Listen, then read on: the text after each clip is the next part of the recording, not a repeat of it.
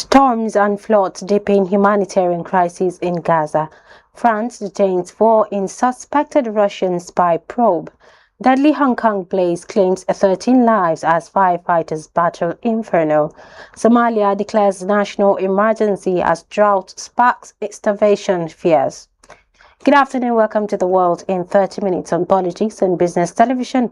I'm Fatima Abubakar Oibo. Many thanks for joining us. Details of this news story and more content to come after the short break.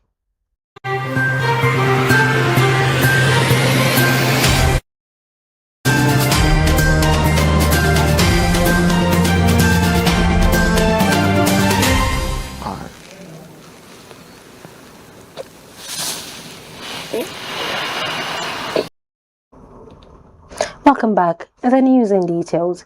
Powerful storms and heavy floods have struck Gaza, compounding the already dire humanitarian situation for Palestinians in the enclave. The torrential rains have inundated residential areas, forcing families to evacuate and damaging fragile infrastructure.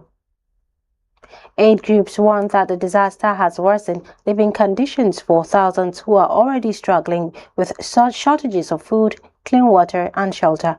Local authorities say emergency teams are working to provide relief, but resources remain stretched thin amid ongoing conflict and blockade restrictions.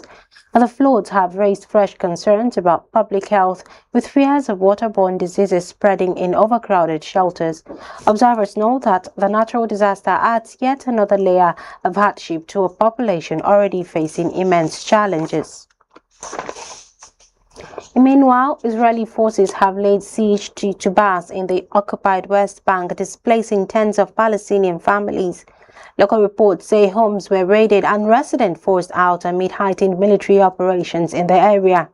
The siege has sparked widespread concern, with humanitarian groups warning that the displacement adds to the growing crisis faced by Palestinians in the region.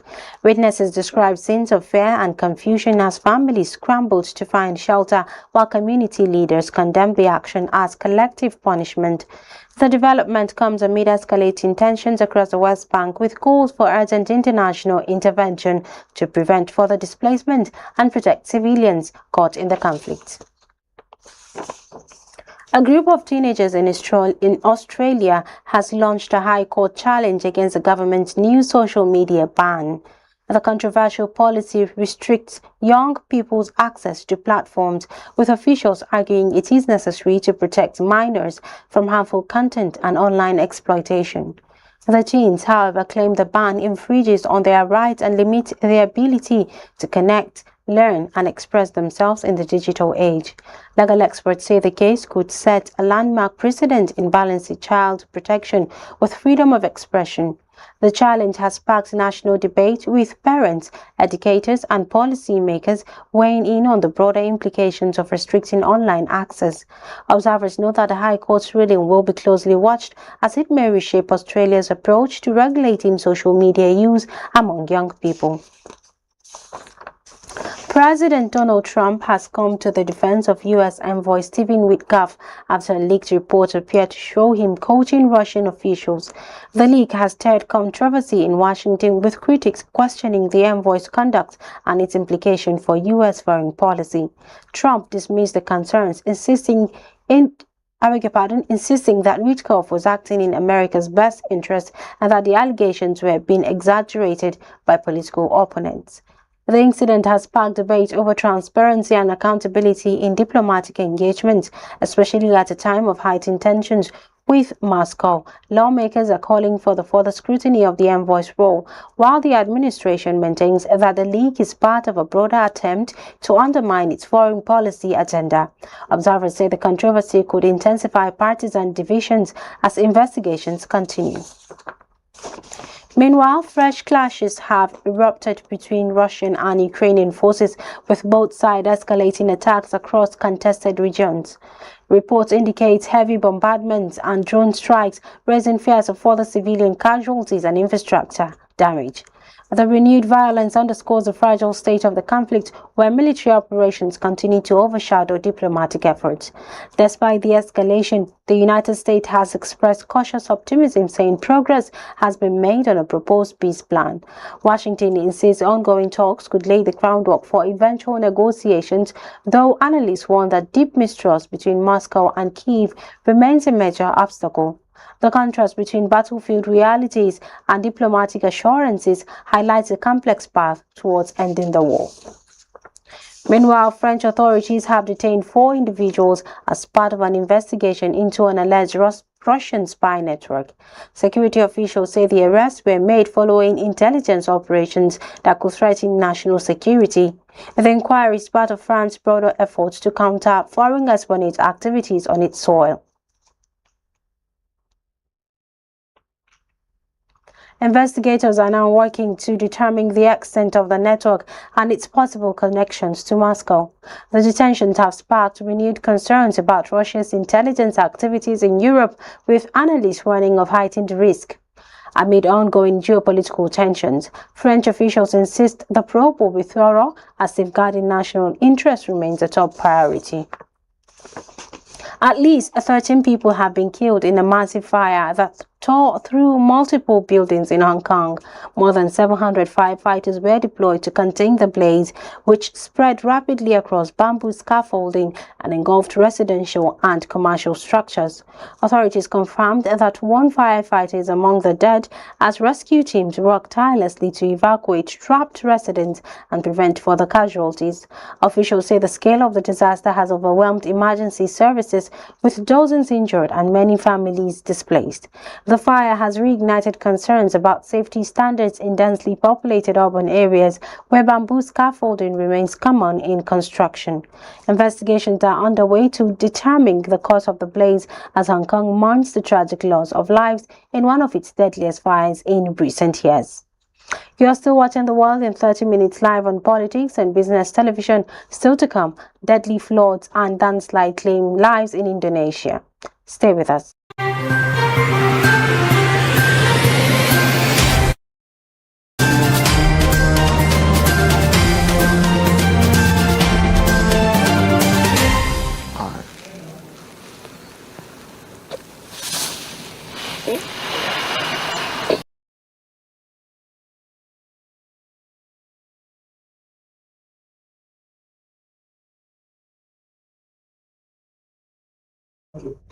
Welcome back.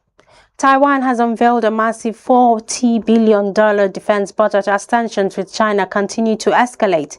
Officials say the funds will be directed towards strengthening military capabilities, including advanced weapon systems, cybersecurity, and enhanced training for its armed forces. The move underscores Taipei's determination to bolster its defenses amid growing pressures from Beijing, which has increased military activities around the island. The government insists the spending plan is necessary to safeguard national security and maintain stability in the region. Analysts note that the budget reflects Taiwan's strategic shift towards deterrence and resilience, and it seeks stronger partnerships with allies to counter China's influence. The announcement has already drawn global attention, highlighting the island's critical role in the Asia-Pacific security landscape. Still talking Asia, the United Nations has announced that Jakarta, Indonesia, has overtaken Tokyo to become the world's largest city. The latest Global Urban Population Report shows Jakarta's rapid growth, driven by migration and economic expansion, pushing it ahead of a long-time leader, Tokyo. The development highlights the shifting dynamics of global urbanization, with Asian cities continuing to dominate the rankings. According to the UN, Tokyo now sits in 3rd place, while other megacities across Asia and Africa are also experiencing significant population surges. Experts warn that rapid expansion poses challenges for infrastructure, housing, and environmental sustainability. The report underscores the urgent need for governments to plan effectively for urban growth, as cities like Jakarta face mounting pressure to balance development with quality of life. In another development, at least 10 people have been confirmed dead following devastating floods and landslides in Indonesia's West Sumatra region. Heavy rains triggered the disaster, submerging residential areas and forcing families to flee their homes.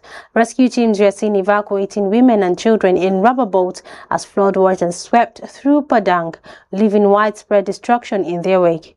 Authorities say emergency operations are ongoing, with efforts focused on rescuing stranded residents and providing relief to displaced communities. The disaster has reignited concerns over Indonesia's vulnerability to extreme weather events. With experts warning that climate change continues to intensify such occurrences, officials have urged residents in flood-prone areas to remain vigilant as more rain is forecast in the coming days. Back in Africa, Somalia has declared a national drought emergency as millions face the risk of starvation due to prolonged lack of rainfall. Officials warn that over 2 million people are now at risk, with crops failing and livestock dying across vast regions. The worsening crisis has left families struggling to find food and water, while communities brace for the devastating impact of famine. Aid agencies say relief efforts are slowing down, raising concerns about the ability to meet urgent humanitarian needs.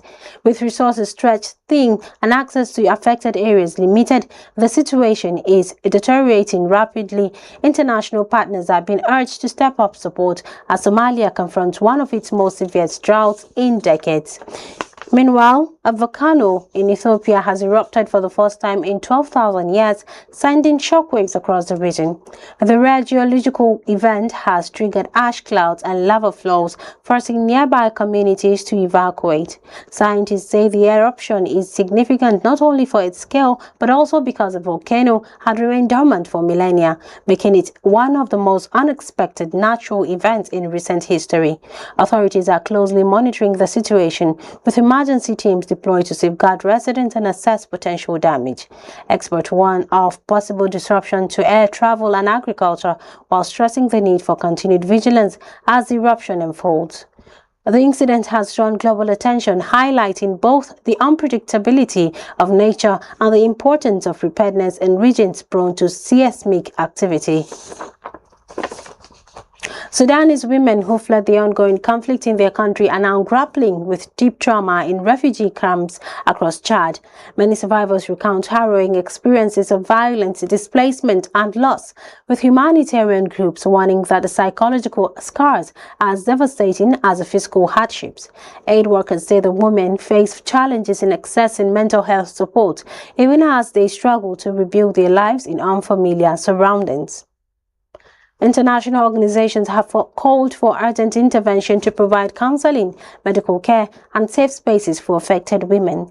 Observers know that the crisis highlights the long-term impact of wartime violence on vulnerable populations, stressing that recovery will require sustained global attention. The plight of Sudanese women in Chad underscores the human cost of the conflict and the need for stronger humanitarian response. And that wraps up the program, but before we go, the headlines again. Storms and floods deepen humanitarian crisis in Gaza. France detains 4